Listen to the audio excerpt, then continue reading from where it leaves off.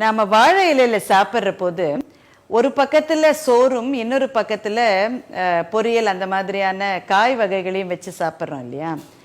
இந்த வழக்கம் எதனால வந்தது? போடுவதற்கு ஈஸியா இருக்குன்றதுனாலயா? எப்படி வந்தது தெரியல. ஆனா இதை பத்தி ரொம்ப அழகான ஒரு கதை உண்டு.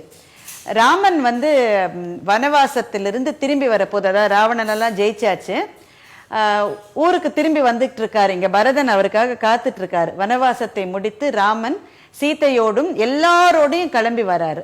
வர வழியில ஏதோ ஒரு முனிவர், அவர் ராமனுக்கு சாப்பாடு போடணும்னு ஆசைப்பட்டாரு. ராமன் சொன்னார், என் கூட வருகிற அத்தனை பேருக்கும் விருந்து கொடுக்கப்பட்டால்தான் நானும் சாப்பிட முடியும்னு சொன்னாரு. எல்லாருக்கும் உணவு அளிக்கிறேன்னு அந்த முனிவர் ஒத்துக்கிட்டாரு. அதே மாதிரி இலைகள் பரிமாறப்பட்டு சோறு எல்லாம் இருந்தது. ராமன் சாப்பிட உட்கார்ந்துட்டாரு, சீத்தை உட்காந்துட்டாங்க, லக்ஷ்மணன் உட்காந்தாச்சு. எல்லாரும் உட்கார்ந்த உடனே அனுமனும் உட்கார போனாரு. ஆனா அந்த முனிவர் குரங்குக்கெல்லாம் சாப்பாடு போட முடியாதுன்னு அனுமனுக்கு இலை வைக்கல. அவரை வெளியிலே நிக்க வச்சுட்டாரு. ராமன் சாப்பிட உட்கார்றதுக்கு முன்னாடி அனுமன் எங்கன்னு தேடி இருக்காரு. அவர் இல்லைன்ன உடனே அவர் வெளியில நிக்கிறத பார்த்து நடந்தது என்ன என்பதை ராமன் யூகித்து கொண்டார். அப்ப அனுமனை கூப்பிட்டு அந்த இலையில தனக்கு எதிராக உட்காத்தி வச்சாரு. எதிராக உட்காத்தி வச்சு, உனக்கு வேற இல்லை எனக்கு வேற இல்லைன்னு தேவை கிடையாது, என்னுடைய நண்பனான நீ சாப்பிடாம நான் சாப்பிடவும் முடியாதுன்னு அவர் சொன்னாரு. அந்த முனிவர் இப்ப புரிஞ்சுக்கிட்டாரு, வேற வழி இல்லை.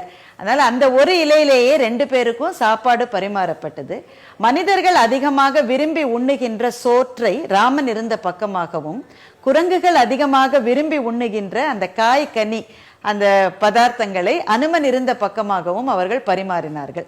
அதுவே வழக்கமாகிதான் இலையில எப்ப சோறு போட்டாலும் இந்த பக்கத்துல சாதமும் அந்த பக்கத்துல காய் பொரியெல்லாம் போடுற வழக்கமும் வந்துருச்சு அப்படின்னு ஒரு கதையை நான் கேள்விப்பட்டிருக்கேன்.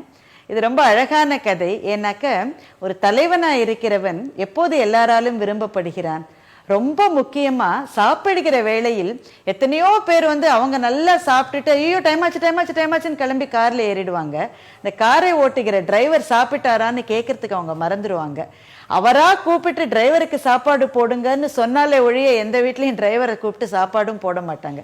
ஆனா ஒரு நல்ல தலைவனுக்கு என்ன அடையாளம் என்றால், தன்னுடைய கடைசி வேலையால் கடைசி தொண்டன் வரை அவங்களும் கவனிக்கப்பட்டார்களா, தனக்கான மரியாதை அவர்களுக்கும் கிடைச்சுதான்னு யார் அக்கறை எடுத்துக்கொள்கிறார்களோ அவர்கள்தான் நல்ல தலைவர்களாக இருக்க முடியும் என்ற பாடத்தையும் இந்த சின்ன கதை நமக்கு சொல்லிக் கொடுக்குது இல்லையா?